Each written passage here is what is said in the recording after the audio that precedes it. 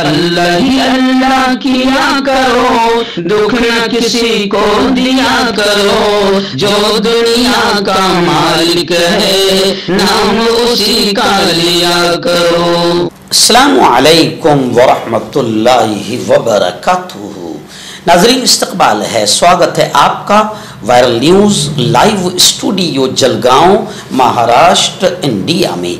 मैं आपका मेज़बान मुफ्ती मोहम्मद हारून नदवी। आइए प्यारे मुल्क भारत की बहुत ही ख़ास बड़ी 10 अहम ख़बरों पर नज़र डालते हैं। लेकिन सबसे पहले मैं अपील करूँगा कि जो साथी नए हैं और अभी तक इस बेबाक सच्चे चैनल से जुड़े नहीं हैं, अगर आप चाहते हो कि आपको मुल्क भारत की और पूरी दुनिया की सही और सच्ची खबरें देखने और सुनने को मिले, तो फिर आप इस चैनल से जुड़ जाइए। सब्सक्राइब कर लीजिए हमारे इस चैनल को, बेल आइकॉन घंटी के बटन को दबा दीजिए ताकि हमारी हर वीडियो, हर खबर आपको आपके मोबाइल पर मिल सके।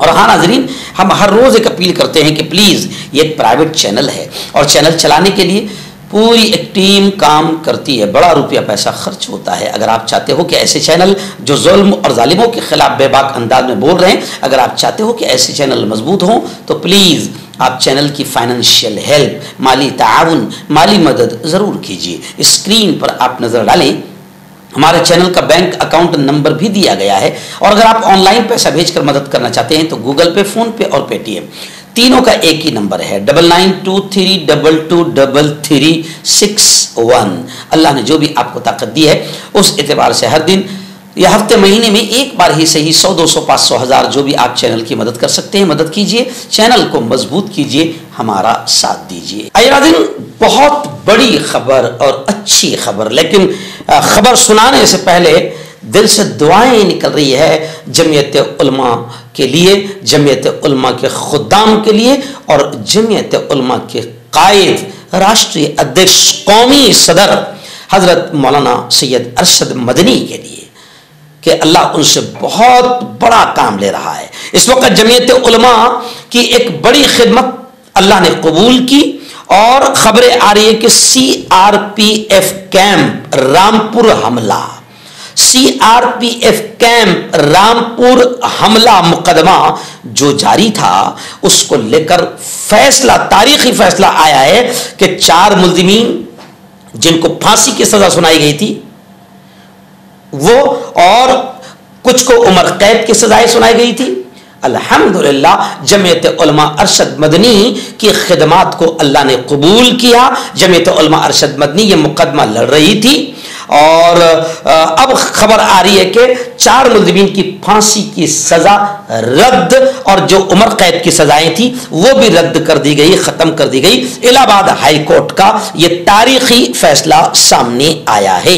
अदालत ने एक मुल्जिम को मिलने वाली उम्र कैद की सजा को भी तब्दील कर दिया। हजरत मौलाना अरशद मदनी का बड़ा बयान आया है, उन्होंने कहा है कि इंशाअल्लाह अब जो अगला मुकदमा उन पर है, गैर कानूनी असलहा रखने का जो इल्जाम उन पर है, इंशाअल्लाह ये इल्जाम भी खत्म हो जाएगा। तो ये एक बड़ी कामयाबी मिली है और आज नेशनल तमाम पेपर्स में, हिंदी, इंग्लिश, मराठी, उर्दू तमाम पेपर्स में ये खबरें आ रही है। लेकिन मुझे यकीन है कि हमारे मुल्क की गोदी मीडिया, रखेल मीडिया, हुकूमत की दलाल मीडिया ये नहीं बताएगी। जब किसी मुसलमान पर इल्जाम लगाकर, गलत इल्जाम लगाकर उसको उठाया जाता है तो जनाब हमारी ये मीडिया मुसलमान को बदनाम करने के लिए इतना भौंकती है कि कुत्तों को भी पीछे छोड़ देती है। लेकिन जब हमारे किसी उस मुसलमान को बाइज्जत रिहा किया जाता है तो फिर ये मीडिया उसकी खबरों को हाईलाइट नहीं करती,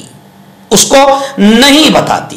खैर, जमीयत उलमा को सलाम, जमीयत उलमा की खिदमत को सलाम, और मैं रब का शुक्र अदा करता हूं कि मैं जमीयत उलमा का एक खादिम हूं और महाराष्ट्र के नायब सदर, वाइस प्रेसिडेंट, उपाध्यक्ष के तौर पर मैं भी जमीयत उलमा के साथ जुड़कर खिदमत अंजाम दे रहा हूं। हमारे सदर महाराष्ट्र के मौलाना हलीमुल्लाह कासमी की खिदमत को भी सलाम हम पेश करते हैं और मुसलमानान हिंद को ये बताना चाहते हैं इस खबर के जरिए से कि मेरे यारों, मुल्क की सबसे बड़ी ऐसी संगठन जिसे स्वतंत्र सेनानी संगठन भी कहा जाता है, मुजाहिदीन आज़ादी की तहरीक भी कहा जाता है, जमीयत उलमा हिंद जब भी किसी पर आतंकवाद का यह खतरनाक इल्जाम लगाकर उठाया जाता है तो मैदान में जमीयत उलमा आती है। मेरे आज से 4 महीने पहले जो बच्चे छूटे हैं, तकरीबन 7 के करीब, 5 उनमें से फांसी की सजा वाले थे और बाकी उम्र कैद वाले थे। तो उन फांसी की सजा जिनको सुनाई गई थी उनमें से मेरे अपने शहर का एक जवान आसिफ शेख भी था। जब आज से 4 महीना पहले बाइज्जत वो रिहा होकर आए तो मेरे इसी ऑफिस में आए और घर पर भी आए और जमीयत उलमा को उन्होंने दुआएं दी और जमीयत उलमा का शुक्रिया अदा किया। फिर मैंने वो वीडियोस और वो तस्वीरें ऊपर हमारे कायदीन को, हमारे बड़ों को भेजी। तो जमीयत उलमा बहुत बड़ी खिदमत अंजाम दे रही है। और सिर्फ यही नहीं, मुकदमात का लड़ना जमीयत उलमा का काम नहीं है। आपने देखा होगा कि अभी पंजाब में बाढ़ आई, जम्मू में बाढ़ आई। कल भी मैंने आपको बताया कि मौलाना अरशद मदनी की हिदायत, उनके आदेश पर जमीयत उलमा की टीम वहां पहुंच गई है और जात धर्म देखे बगैर अल्लाह के बंदों की सेवा करती है और कर रही है। जमीयत उलमा जात धर्म नहीं देखती है। कहीं पर भी कोई जमीनी आफत आ जाए, कोई आसमानी आफत आ जाए, अल्हम्दुलिल्लाह सबसे पहले जमीयत उलमा पहुंचती है। और सिर्फ यही नहीं, मेडिकल लाइन से भी लाखों रुपए जमीयत उलमा गरीबों के इलाज में खर्च करती है। महाराष्ट्र में अब एक बहुत बड़ा स्कूल, कॉलेज और तालीमी इदारा भी जमीयत उलमा कायम कर रही है। तो ढेर सारी खिदमत हैं जमीयत उलमा की। आपसे मैं अपील करूंगा कि जमीयत उलमा के लिए दुआएं भी कीजिए, अकाबरीन के लिए दुआएं कीजिए। और आपसे अपील करूंगा कि आप जिस इलाके में भी रहते हैं वहां आप जमीयत उलमा से जुड़े, जमीयत उलमा के सभासद और उसके मेंबर बने और जमीयत को मजबूत करे और जमीयत के बैनर तले अल्लाह के बंदों की खिदमत करे और मुल्क की भी खिदमत करे। नाज़रीन, पहली बड़ी खबर मेरी निगाहों के सामने आ रही है, रियासत महाराष्ट्र के अमरावती से आ रही है। जी हाँ, कर्ज माफी के डिमांड, कर्ज माफ करो का मुतालबा लेकर फिर हजारों किसान सड़कों पर उतर आए हैं। नेशनल हाईवे, कौमी शाहराह को किसानों ने ब्लॉक कर दिया। ट्रेनें भी रोकने की धमकी देती। एहतजाज करने वाले किसान अमरावती से चलकर नागपुर पहुंचे और वजीर आला की रिहाइश गाह पर सिक्योरिटी बढ़ा दी गई है। यानी महाराष्ट्र में किसानों ने एक बार फिर कर्ज माफी के मुतालबे के साथ अपनी तहरीक का आगाज कर दिया है। इस सिलसिले में महाराष्ट्र के नागपुर में गुज़िश्ता कल दूसरे रोज भी किसानों का जबरदस्त एहतजाज जारी रहा। साबिक वजीर और प्रहार पार्टी के लीडर बच्चू कडू की क़यादत में एहतजाज कर रहे किसानों ने नागपुर को हैदराबाद से जोड़ने वाली कौमी शाहराह 44, नेशनल हाईवे नंबर 44 को बंद कर दिया है। खबरों के मुताबिक एहतजाज करने वाले किसान अमरावती से चलकर नागपुर पहुंचे। हालांकि पुलिस ने इस मार्च को नागपुर बॉर्डर पर रोक दिया है और नागपुर में वाक़ वजीर आला की रिहाइश गाह पर सिक्योरिटी बढ़ा दी गई है। किसानों का इल्जाम है कि बार बार वादों के बावजूद हुकूमत किसानों के कर्जे माफ नहीं कर रही है। हुकूमत ने खुश्क साली का सामना करने वाले किसानों को भी मुनासिब मदद फराहम नहीं की है। यानी ये क्लियर हो गया है किसान भाइयों, हाथ जोड़कर हम आपको समझा रहे हैं कि ये क्लियर हो गया है कि भारतीय जनता पार्टी, महायुति सरकार, ये तमाम एनडीए सरकार, ये आप जानते हैं कि ये किसानों के दुश्मन, जनता के दुश्मन, गरीबों के दुश्मन, अडानी और अंबानी की दोस्त सरकारें हैं। इसलिए हर इलेक्शन में अब आपको भारतीय जनता पार्टी को मजा चखाना होगा। आइए नाज़रीन, दूसरी बड़ी खबर आ रही है। जी हाँ, राहुल गांधी ने कहा, मोदी जी डरिए मत, डरिए नहीं मोदी जी, जवाब देने का हौसला और ताकत पैदा कीजिए। वैसे भी आपका 56 इंच का सीना है, मगर आप इतने बुज़दिल कैसे हैं समझ में नहीं आ रहा है कि आप लोग न पत्रकारों का सामना कर रहे हैं, ना हमारा सामना कर रहे हैं, न किसी को सवाल करने का मौका दे रहे हैं। जब सवाल होगा ही नहीं तो जवाब देंगे कैसे? लेकिन फिर भी मोदी जी आप जवाब देने का हौसला पैदा कीजिए, क्योंकि ऑपरेशन सिंदूर से मुताल्लिक ट्रंप ने फिर ताजा बयान दिया। ऑपरेशन सिंदूर को ये सेहरा पहन रहे हैं नरेंद्र जी मोदी, और उधर से ट्रंप ने तकरीबन 30वीं मरतबा यह कह दिया होगा कि मेरी वजह से वो पाकिस्तान की जंग रुकी है, वरना रुकने वाली नहीं थी। तब ऑपरेशन सिंदूर से मुताल्लिक ट्रंप का जो ताज़ा बयान आया है, इस पर राहुल गांधी जी ने अपील की है मोदी जी से कि मोदी जी डरिए नहीं, जवाब देने का हौसला पैदा कीजिए। राहुल गांधी ने सोशल मीडिया पर लिखा कि ट्रंप एक के बाद एक मुल्क का दौरा कर रहे हैं और हर दौरे और हर मुल्क और हर जगह मोदी की बेइज्जती करते हुए नजर आ रहे हैं। ताज़ा मिसाल जनूबी कोरिया की है कि वहां पर भी ट्रंप ने यही किया। और आगे राहुल गांधी लिखते हैं कि ट्रंप ने फिर दावा किया है कि उन्होंने ऑपरेशन सिंदूर को रुकवाने के लिए मोदी को तिजारती दबाव के जरिए डराया था, यानी मोदी जी डर गए थे।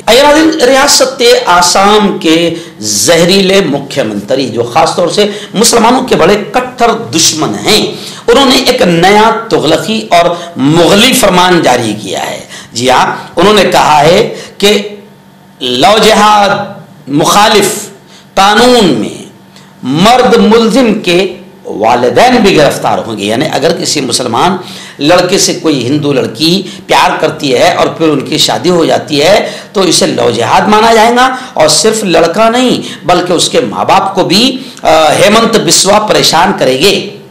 जी हाँ, और उनको भी वो गिरफ्तार करेंगे। तब लोग हेमंत बिस्वा पर थूकते हुए ये कह रहे हैं कि अगर लव जिहाद ही गलत है तो फिर भगवा जिहाद भी गलत होना चाहिए। अगर कोई मुसलमान लड़का हिंदू लड़की से प्यार करे या हिंदू लड़की मुसलमान लड़के से प्यार करे तो वो लव जिहाद, और उसके माँ बाप को भी गिरफ्तार किया जाएगा मुस्लिम लड़के के।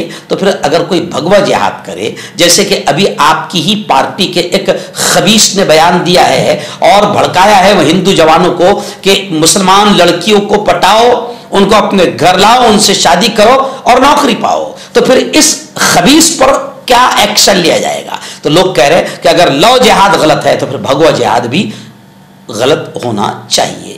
अयनादीन, दिल्ली की वजीरे आला मुख्यमंत्री दिल्ली रेखा गुप्ता, जिनकी बड़ी खतरनाक पोल खुली है और बड़ी थू हो रही है, इन पर बड़ा थूक रहे हैं लोग इन पर, क्योंकि इन्होंने मोदी जी को खुश करने के लिए नकली यमुना बना दिया था। जी हाँ, लेकिन पोल खुल गई। खैर, अब रेखा गुप्ता का एक बड़ा बयान आया है। उन्होंने कहा कि महागठबंधन का मकसद सिर्फ वोट हासिल करना है। तो लोग कह रहे कि वो तो वोट जायज तरीके से हासिल करेंगे, है ना? आपका मकसद तो वोट चोरी करना है, आप तो वोट चोर हो। रेखा गुप्ता ने महागठबंधन का, महागठबंधन को महागठबंधन का, तो लोग लिख रहे हैं कि आप तो महाचोर है, आपकी पूरी पार्टी चोरी करती है और चोरी के जरिए से ही आपको सत्ता हासिल हुई है। तो खैर, लोग अब खतरनाक अंदाज में रेखा गुप्ता पर और भारतीय जनता पार्टी पर और दिल्ली सरकार पर कमेंट कर रहे हैं। बड़ी खबर आ रही है। जी हाँ, जमीयत उलमा का जो दूसरा ग्रुप है, यानी मौलाना महमूद मदनी ग्रुप, उसको लेकर खबर आ रही है कि मौलाना महमूद मदनी साहब जमीयत उलमा महमूद मदनी गुट के बिल इत्तेफाक महमूद मदनी साहब दूसरी बार सदर मुंतखब हुए हैं। मजलिस आमिला ने कई अहम तजावीज़ मंजूर की। मुसलमानों पर डेमोग्राफी बदलने के इल्ज़ामात बेबुनियाद बताए गए। मजलिस आमिला ने हुकूमत को मुतनब्बे किया, वार्निंग दिया कि वह गैर मुसद्दक़ा और फ़िरक़ा वाराना बयानात से गुरेज करे। और ऐसे ही मजलिस आमिला ने वक्फ एक्ट को लेकर, वक्फ एक्ट 2025 औकाफ की मजहबी शनाख्त के लिए इसे संगीन खतरा बताया और ये भी कहा कि जमीयत उलमा कानूनी और जमहूरी सतह पर भरपूर मुखालिफत जारी रखेगी। जमीयत उलमा हिंद की मजलिस आमिला का अहम इजलास गुज़िश्ता कल मौलाना महमूद मदनी सदर जमीयत उलमा हिंद के ज़ेर सदारत नई दिल्ली में मुनक़िद हुआ। इसी इजलास में दूसरी मरतबा मौलाना महमूद मदनी को बिल इत्तेफाक सदर मुंतखब किया गया। इस वक्त रियासत बिहार से हमारे रिपोर्टर जीशान इलाही ने एक खबर भेजी है। जी हाँ, आप जानते हैं कि बिहार में महागठबंधन और तेजस्वी यादव और राहुल गांधी का जादू चल रहा है। जी, भाजपा और नीतीश कुमार बौखला गए हैं क्योंकि अब इन पर कोई भरोसा करने को तैयार नहीं है। महागठबंधन के जितने उम्मीदवार है जबरदस्त अंदाज में लोग उनको सपोर्ट करते हुए नजर आ रहे हैं। हमारे रिपोर्टर जीशान इलाही ने बताया कि डॉक्टर फराज फातिमी ये भी महागठबंधन समर्थित राजद उम्मीदवार है।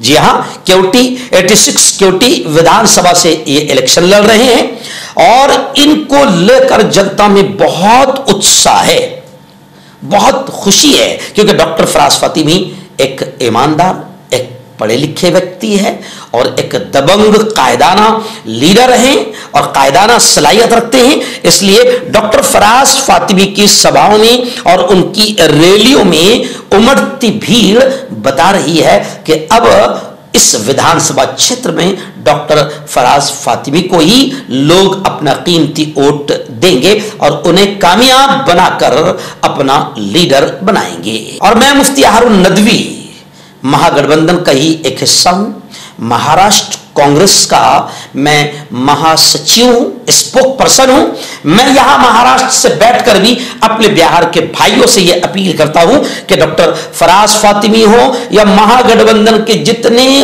उम्मीदवार हैं, आप उनको भारी वोटों से कामयाब करें। आप अगर अपने बिहार को करप्शन से, गुंडागर्दी से, कत्ल गारतगिरी से, महंगाई से, बेरोजगारी से अपने बिहार को बचाना चाहते हो तो फिर अब इस बार आपको नीतीश कुमार को बाहर करना होगा और भारतीय जनता पार्टी को बिहार से बाहर करना होगा, तभी जाकर बिहार का कुछ विकास हो सकता है। इसलिए मैं भी आपसे अपील करता हूं कि आप हमारे दोस्त डॉक्टर फराज फातिमी को भारी वोटों से कामयाब करें। 6 नवंबर को आप क्रमांक संख्या 1 लालटेन का बटन दबाएं और तेजस्वी के नेतृत्व में महागठबंधन सरकार बनाएं, ऐसी आपसे मैं भी अपील करता हूं। नाज़रीन, इस वक्त दिल्ली से बड़ी खबर आ रही है। जी हां, बताया जा रहा है कि एक रेलवे TTE जिसे हम कहते हैं, टिकट चेकर जिसे कहते हैं, 50 रुपए की रिश्वत लेने का उन पर इल्जाम लगा था और सुप्रीम कोर्ट में यह मामला गया और अब खबरें आ रही है कि 37 साल के बाद सुप्रीम कोर्ट से इनको इंसाफ मिला। सुप्रीम कोर्ट ने एक तारीखी फैसले में इस रेलवे टिकट एग्जामिनर TTE को बरी कर दिया है, जिस पर 3 दहाई पहले 50 रुपए की रिश्वत लेने का इल्जाम लगाया गया था। यह फैसला साबित करता है कि भले ही इंसाफ मिलने में ताखीर हो, लेकिन जीत सच्चाई की ही होती है। अदालत ने कहा कि आजहान यानी ये मर गए, TT बेचारे मर गए, जिंदगी में रिश्वत लेने का इल्जाम लेकर मर गए और अब फैसला आ रहा है 37 साल बाद। ये कहा गया कि आजहानी अफसर VM सौदागर बेकसूर थे और उनके घर वालों को पेंशन और दीगर गवर्नमेंट सेवाएं खिदमात के फवाइद फराहम किए जाएं। मैं आपको बता दूं कि 1988 में दादर नागपुर एक्सप्रेस में ड्यूटी पर तैनात TTE VM सौदागर पर रेलवे विजिलेंस टीम ने इल्जाम आयद किया था कि उन्होंने 3 मुसाफिरों से सीट अलॉटमेंट के लिए 50 रुपए की रिश्वत का मुतालबा किया था। महकमे ने मुकदमा दर्ज करके तहकीकात शुरू कर दी और 1996 में उन्हें मुलाजिमत से बर्खास्त भी कर दिया। यह वही लम्हा था जब एक ईमानदार अफसर की जिंदगी मुकम्मल तौर पर बदल गई थी। खैर, ये तो मर गए, मरने के बाद उनको इंसाफ मिला, 37 साल बाद में फैसला आया। लेकिन आज भी हम अपनी आंखों से देखते हैं कि तकरीबन बड़ी तादाद में TTE रिश्वत लेते हैं, कुछ भी नहीं होता है। हम खुद सफर करते हैं तो TT डायरेक्ट कहते हैं जनरल टिकट है, इतने में जगह दूंगा, 200, 500, 1000। करप्शन अब ज्यादा बढ़ गया है, लेकिन खैर 37 साल बाद में इंसाफ मिला है। अब तो कोई पकड़ने वाला भी, TTE को पकड़ने वाला भी कोई नहीं, सब फॉर्मेलिटी हो रही है, जो पकड़ता है उसको आधा दे दो, किस्सा खत्म। तो ये जो हालात अभी मुल्क के चल रहे हैं इंतहाई अफसोसनाक है। आइए नाज़रीन, बड़ी खबर आ रही है। जी हाँ, महाराष्ट्र की जहर उगलने वाली जो मुसलमानों के दम पर नेता बनी थी, जिसको मुसलमानों ने जिताया था, नवनीत राणा, लेकिन बाद में गद्दारी कर बैठी मुसलमानों के साथ। उसी नवनीत राणा को लेकर खबर आ रही है कि उसको एक धमकी भरा खत मिला और अब पुलिस अलर्ट हो गई है। बताया जा रहा है कि खत में लिखा है कि नवनीत राणा को यह धमकी दी गई है कि तुम्हारे बेटे के सामने तुम्हारा रेप किया जाएगा और कत्ल किया जाएगा।